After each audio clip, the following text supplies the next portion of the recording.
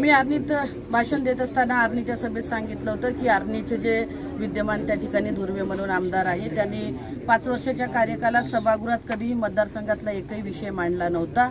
त्यांना फक्त मिशीला आट मारण्याच्या व्यतिरिक्त दुसरं कोणतं काम नव्हतं आणि ते बोलले की ज्या खासदार म्हणून उभ्या आहेत त्यांनी एकतरी काम या मतदारसंघात दाखवावं आणि तेव्हाच मी जाहीर केलं होतं की जर या भागातून मी लीड घेतली नाही तर इच्छास्थानिक आमदारांनी त्यांना जे एक काम होतं की फक्त मिशीचा आट मारणे ते मिशी त्यांनी काढून टाकावं, म्हणजे त्यांच्याकडे दुसरं कुठलंही काम शिल्लक राहणार नाही। आता खरंच ती वेळ आली आहे आणि मी सांगितल्याप्रमाणे मी आर्नी मतदारसंघात लीड घेतली आणि आता दिलेलं आश्वासन हे आमदारांनी पूर्ण करावं आणि शिल्लक असलेली मिशी काढून टाकावी।